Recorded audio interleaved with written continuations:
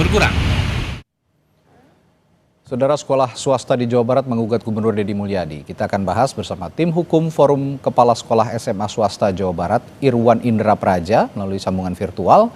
Lalu tim advokasi hukum Pemprov Jawa Barat, Jutek Bongso, dan juga hadir di studio Wakil Ketua Komisi 10 DPR RI dari fraksi Partai Kebangkitan Bangsa, lalu Hadrian Irvani. Selamat malam, Bapak-Bapak. Selamat malam, Mas. Malam. Iya. Selamat malam, Mas. Selamat malam. Baik. Pertama-tama saya ke Bung Irwan dulu ya, Bung Irwan Indra Praja. Oke. Saya ingin tahu juga latar belakang Anda menggugat Gubernur Deddy Mulyadi, karena tadi kalau menurut alibinya Pak Gubernur Deddy Mulyadi bahwa kita ini menyelamatkan banyak siswa untuk yang putus sekolah untuk bersekolah gratis begitu. Bisa Anda jelaskan kira-kira? Ya. Jadi baik, selamat malam para pemirsa dan rekan advokat Jutek Bongso. Selamat malam Pak. Selamat malam. Dari anggota DPR.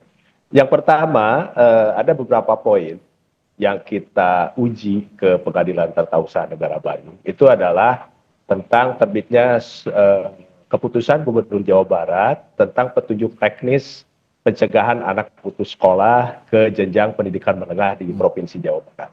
Yang pertama. Yang kedua, di beberapa daerah, terutama kabupaten kota yang ada di Jawa Barat, apa yang tadi disampaikan oleh Pak Gubernur, memang betul peminat yang sekolah masyarakat sekolah ke sekolah swasta itu berkurang.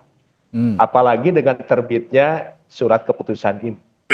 Sehingga seolah-olah di sini menyebutkan yang seharusnya rombongan belajar itu berjumlah 36. Tapi dalam surat keputusan ini ditambah menjadi 50 rombongan belajar. Mungkin bisa dibayangkan satu kelas kalau penuh itu mungkin tidak akan efektif. Itu mungkin latar belakangnya seperti itu. Ya, Anda mengatakan 50 orang itu terlalu banyak dalam satu kelas begitu ya. Tapi menurut Kang Deddy Mulyadi ini justru menyelamatkan siswa yang putus sekolah untuk bisa kembali bersekolah secara gratis. Saya kalau gitu kepala lu jalan tengahnya, sebelum saya nanti tanya juga ke Bung Jutek Bongso. Lalu jalan tengahnya gimana kalau gitu ya? Kang Deddy Mulyadi bilangnya ini kan langkah penyelamatan gitu untuk anak-anak putus sekolah. Tapi menurut Indra tadi bilang ya 50 terlalu banyak sehingga juga tidak efektif dalam satu kelas gitu. Ada Bung Lalo? Betul. Jadi gini. jadi begini. Ya, sebentar. Saya ke Bung Pak Lalo dulu, saya bertanya sebentar ya, Bung Indra. Oke, silakan. Baik. Ya, jadi gini Mas. Penambahan ini tentu ada pertimbangan-pertimbangan. Nah, di dalam aturannya penambahan ini dimungkinkan. Jadi maksimal dalam satu rombel untuk SMA itu memang 36. Ya. Tetapi ada aturan Permendikbudristek nomor 47 tahun 2023, kemudian diperkuat lagi dengan SK Beskap nomor 71 tahun 2024 untuk daerah tertentu. Dengan kata lain pengecualian. Nah, pengecualiannya itu kategorinya adalah daerah dengan jumlah calon siswanya banyak, tetapi di daerah tersebut satuan pendidikannya terbatas. Nah, kita tahu bahwa Jawa Barat ini 658.000 lebih angka putus sekolah dan itu termasuk salah satu yang tertinggi di Indonesia hari ini. Nah, mungkin dengan dua aturan yang saya sebut tadi, Kang Deddy membuat sebuah keputusan yang hari ini menambah dari 36 menjadi 50. Dan itu dimungkinkan? Dimungkinkan, karena aturan itu belum dicabut oleh Kementerian hari ini. Nah, kami di Komisi 10 ketika ini bergulir, juga sudah menanyakan kepada Mendikdasmen terkait dengan yang terjadi di Jawa Barat.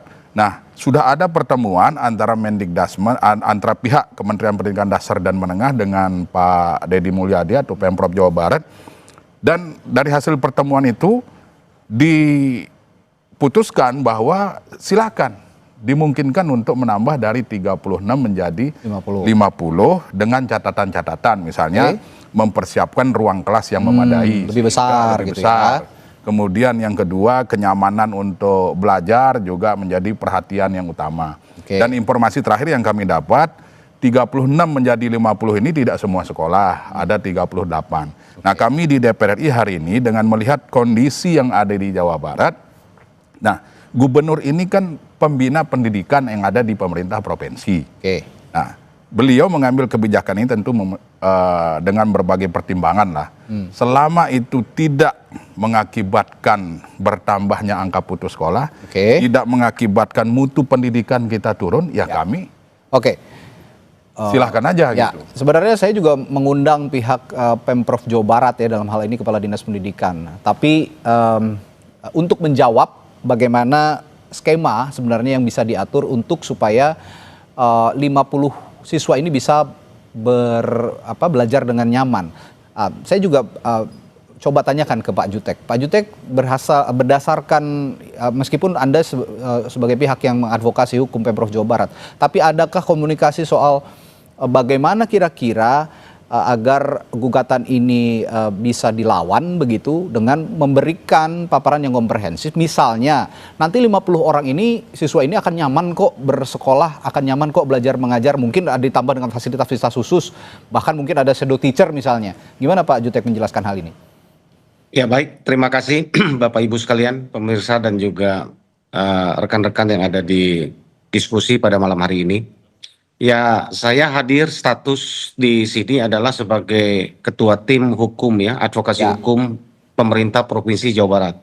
Ya, berdasarkan penunjukan dari Bapak Gubernur Jawa Barat, saya hadir untuk menangani juga kasus ya yang di PT UN. Jadi kami juga ada di kuasa.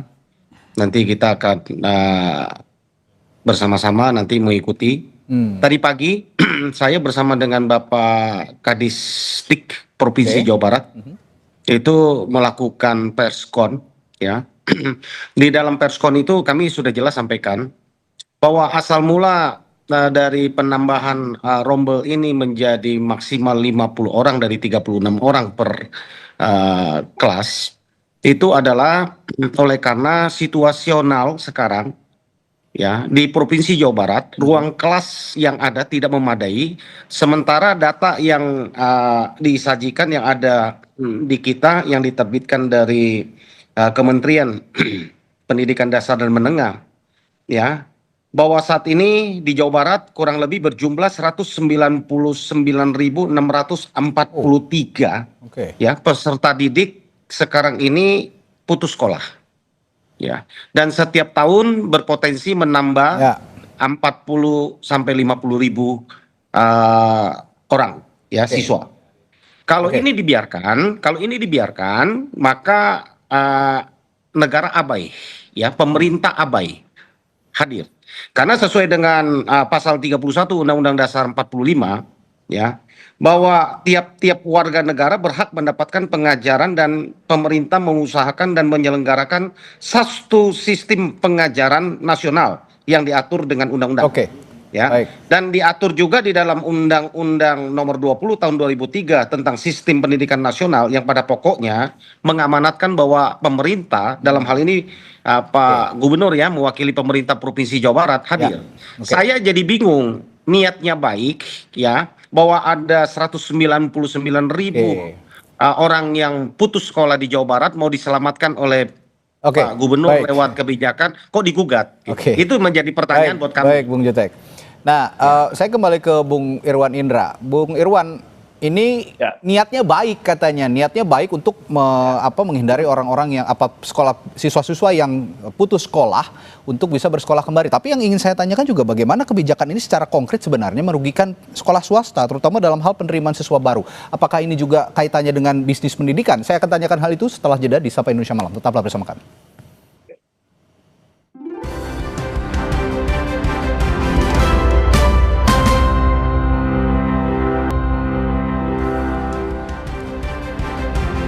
Saudara, alasan 8 organisasi sekolah swasta di Jawa Barat menggugat Gubernur Deddy Mulyadi karena kebijakan penambahan rombongan kelas menjadi 50 siswa membuat sekolah menengah swasta kehilangan calon siswa baru. Penurunan jumlah murid tahun ajaran baru salah satunya dialami sekolah menengah kejuruan SMK Farmasi Cipto Kota Cirebon. Sebelum kebijakan Gubernur Jawa Barat terkait penambahan rombongan kelas, sekolah yang biasanya mendapat sekitar 10 murid tahun ini hanya mendapatkan 1 murid saja. Ketua Forum Komunikasi Kepala SMK Swasta Cirebon, Ari Nurrahmat, menilai kebijakan gubernur sangat berdampak terhadap keberlangsungan sekolah swasta di Jawa Barat. Kebijakan yang diperuntukkan bagi siswa dari keluarga tidak mampu ini juga dianggap tidak tepat sasaran. pengalaman sekolah saya gitu, artinya sekota Cirebon bahkan se-Jawa Barat itu dampaknya luar biasa, terutama yang cabut berkas. Jadi banyak yang sudah terdaftar di SMK swasta karena negerinya dengan program PAPS, artinya akhirnya cabut berkas pindah ke sana karena dari negerinya sendiri menelpon dan menghubungi orang tua tersebut. Seperti itu. PAPS itu menurut Bapak tidak tepat sasaran, Pak?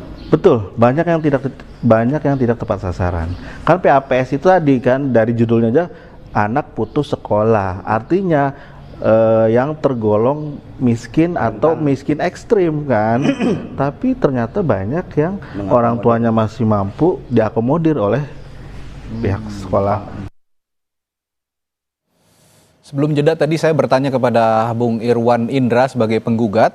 Bung Indra, kalau kata Bung Jutek tadi bilang kan ini sebenarnya langkah penyelamatan gitu. Ini niatnya baik untuk menyelamatkan anak-anak putus sekolah supaya tidak putus sekolah dan bersekolah bisa gratis. Tapi di satu sisi ya saya juga paham begitu ya, banyak sekali sekolah-sekolah swasta yang terdampak. Tapi yang ingin saya tanyakan, bagaimana sebenarnya kebijakan ini secara konkret merugikan sekolah swasta terutama dalam penerimaan siswa baru? Apakah ini ujungnya hanya memang bisnis pendidikan yang terdampak?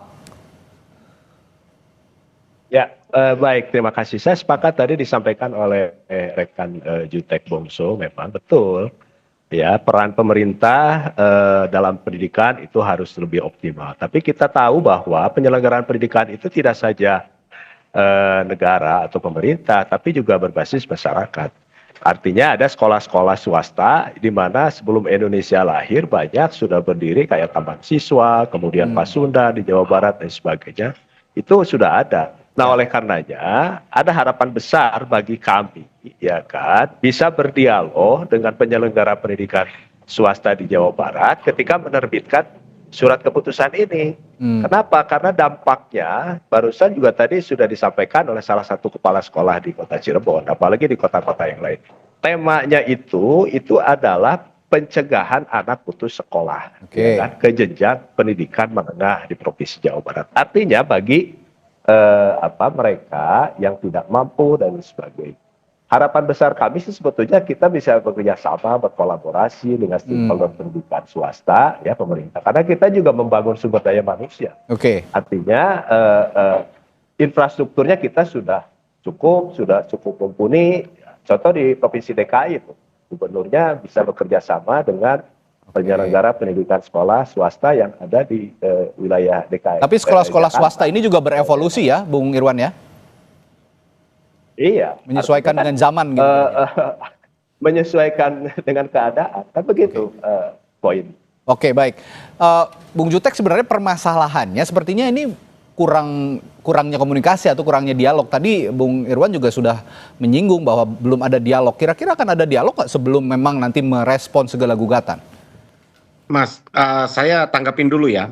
Jadi oleh Pak Ervan tadi ya, rekan Ervan, bahwa saya tidak setuju ya kalau kita mengeneralisir satu dua sekolah menjadi satu seolah-olah itu satu peristiwa yang menyeluruh.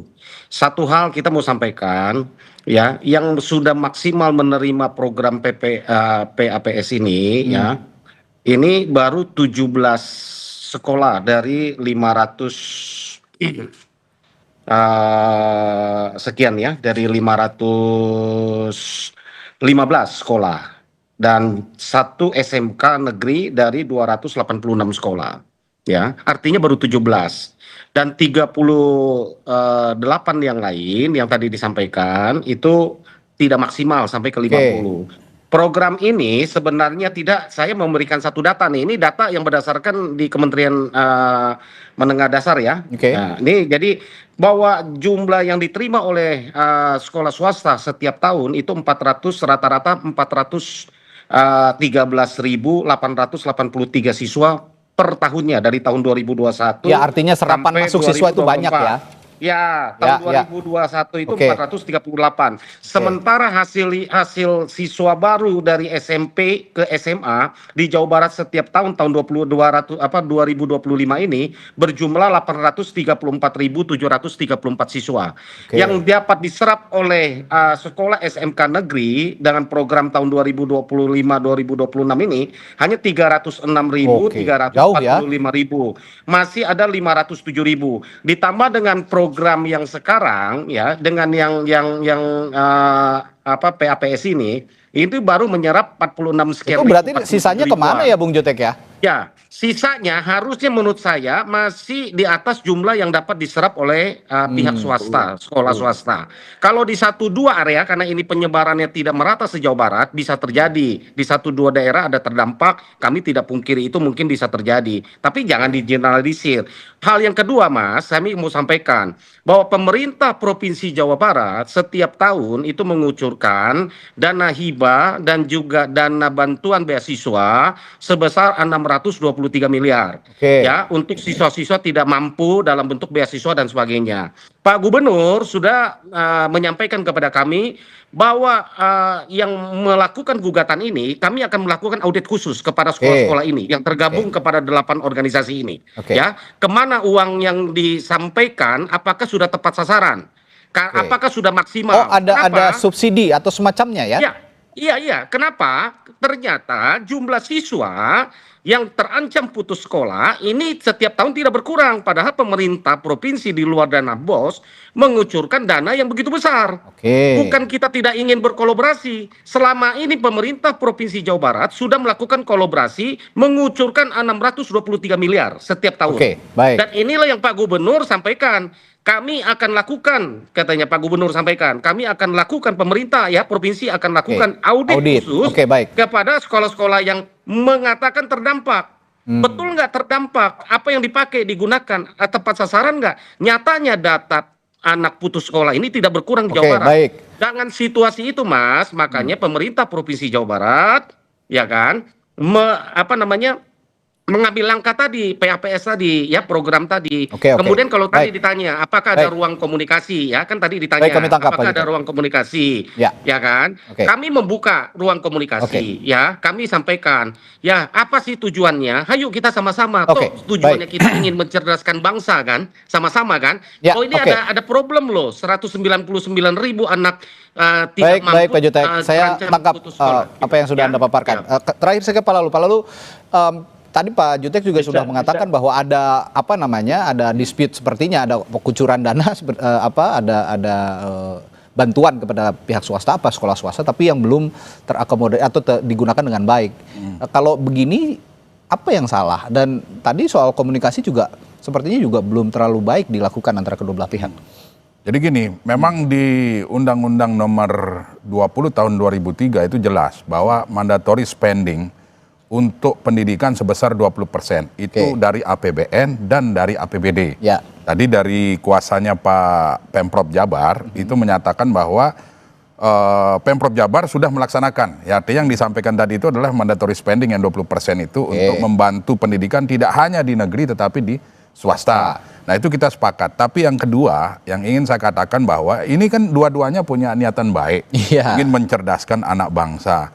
Bagi saya, ya silahkan aja. Sekarang kita selesaikan masalah ini dengan kekeluargaan. Kita duduk bareng, kita cari solusi yang terbaik. Alih-alih saling menyalahkan gitu ya? Iya, nggak usah kita. Ini kan kepentingan kita adalah bagaimana pertama menghilangkan angka putus sekolah yang ada di Pemprov Jabar. Pemprov Jabar sudah melaksanakan dengan salah satunya adalah menambah rombel.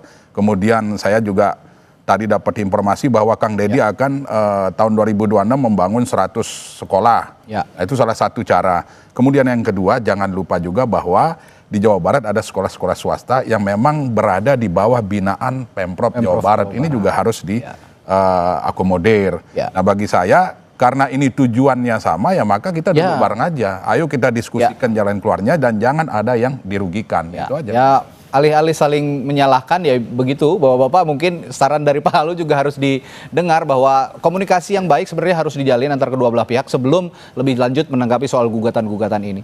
Baik, terima kasih Pak Irwan, Pak Jutek Bongso dan juga Pak Lalu sudah kami menanggapi bisa. Ya, sedikit saja, singkat saja, waktunya sudah habis. Singkat saja, silakan. Oke. Ya, silakan Mas Irwan. Kami dari penyelenggara pendidikan sekolah swasta sepakat tuh. Ya, kami sepakat tuh adanya audit dan sebagainya. Karena tiap tahun juga harus audit. Termasuk juga sekolah negeri, ya kan, harus diaudit juga. Apalagi infrastruktur, RKB dan sebagainya. Itu saja sih sebetulnya. Tiap tahun juga kami. Ya, berarti audit juga sudah sering dilakukan ya. Dan itu tidak pernah ada masalah berdasarkan catatan Anda. Tahun itu berkala. Ya, intinya soal komunikasi tadi yang saya bilang. Baik, terima kasih Bung Irwan, Bung Jutek dan juga Pak Lalu sudah hadir di Sapa Indonesia Malam hari ini. Sampai jumpa lagi, saya selalu selamat malam.